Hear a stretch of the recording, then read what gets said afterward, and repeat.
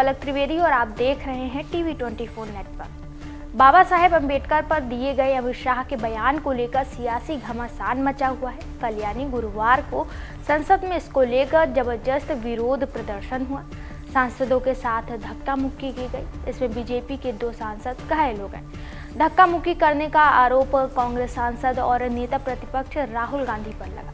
वहीं राहुल गांधी के खिलाफ एफआईआर दर्ज भी की गई। राहुल गांधी के खिलाफ दर्ज एफआईआर को कांग्रेस ने सम्मान की बात बताया है। कांग्रेस महासचिव केसी वेणुगोपाल ने कहा कि बाबा साहेब की विरासत की रक्षा करने के लिए उनके खिलाफ मामला दर्ज होना सम्मान की बात है। ये एफआईआर गृह मंत्री अमित शाह के खिलाफ उनके कड़े विरोध के जवाब में एक ध्यान भटकाने की रणनीति है। उन्होंने आगे कहा कि बीजेपी के राजनीतिक प्रतिशोध के कारण राहुल गांधी पहले से ही 26 एफआईआर का सामना कर रहे हैं और ये एफआईआर उन्हें या कांग्रेस को आरएसएस बीजेपी शासन के खिलाफ खड़े होने से नहीं रोक पाएगी। इसी के साथ ही वेणुगोपाल ने दिल्ली पुलिस पर भी सवाल उठाए। उन्होंने कहा कि कांग्रेस की महिला सांसदों ने बीजेपी नेताओं के खिलाफ जो एफआईआर दर्ज कराई थी उस पर कार्रवाई क्यों नहीं हुई। वहीं इस धक्का मुक्की विवाद पर कांग्रेस की नेता सुप्रिया सिनेत ने कहा कि पूरे संसद में सीसीटीवी का जाल बिछा हुआ है।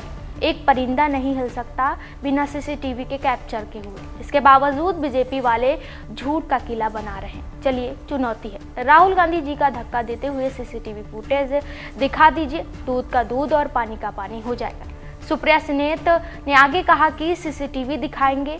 पूरे संसद में सीसीटीवी कैमरे का जाल बिछा हुआ है। चप्पे चप्पे पर सीसीटीवी कैमरा है। एक परिंदा नहीं फड़क सकता, पंख नहीं मार सकता सीसीटीवी कैमरा में कैप्चर हुए बगैर, और उसके बावजूद बीजेपी झूठ का किला गढ़ रही है। चलो खुली चुनौती है, राहुल गांधी जी का धक्का देते हुए वीडियो सीसीटीवी कैमरा में जो कैप्चर हुआ उसको रिलीज कर दो। दूध का दूध और पानी का पानी हो जाएगा। लेकिन ऐसा बीजेपी नहीं कर सकती है। इसलिए नहीं कर सकती है क्योंकि बीजेपी ना यहां पर सीसीटीवी कैमरा फुटेज दिखाएगी और ना राज्यसभा में सीसीटीवी कैमरा फुटेज दिखाएगी। इनको सिर्फ मनगढ़ंत मनोहर कहानियां रचनी है। लेकिन एक बात याद रखना, कितना भी झूठ बोल लो, सांच को आंच नहीं। वहीं प्रियंका गांधी ने कहा कि सिर्फ अमित शाह जी को बचाने के लिए साजिश रची गई है। मेरी आंखों के सामने खड़गे जी को धक्का मार के जमीन पर गिरा दिया गया था। वहीं इसके बाद राहुल गांधी ने कहा कि हम अंबेडकर प्रतिमा से संसद की ओर शांति से जा रहे थे।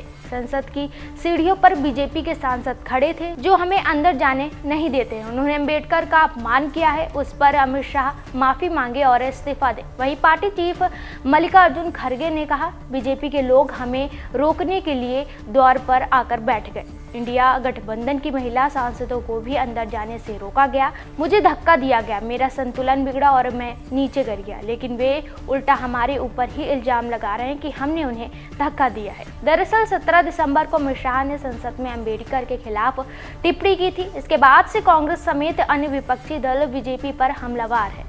संसद में पिछले 2 दिन से इसको लेकर लगातार विरोध प्रदर्शन हो रहा है। बीजेपी और कांग्रेस दोनों अपने अपने हिसाब से इसको लेकर प्रोटेस्ट कर रही हैं। कल यानी गुरुवार को संसद में हुए धक्का मुक्की में बीजेपी के 2 नेता, जिनका नाम है प्रताप सरांगी और मुकेश सरांगी, दोनों लोग घायल हो गए। दोनों को दिल्ली के राम मनोहर लोहिया हॉस्पिटल में भर्ती कराया गया। दोनों पक्षों ने पार्लियामेंट स्ट्रीट पुलिस स्टेशन में शिकायत दर्ज कराई है। इसके साथ ही लोकसभा और राज्यसभा के सभापति को शिकायत सौंपी गई है।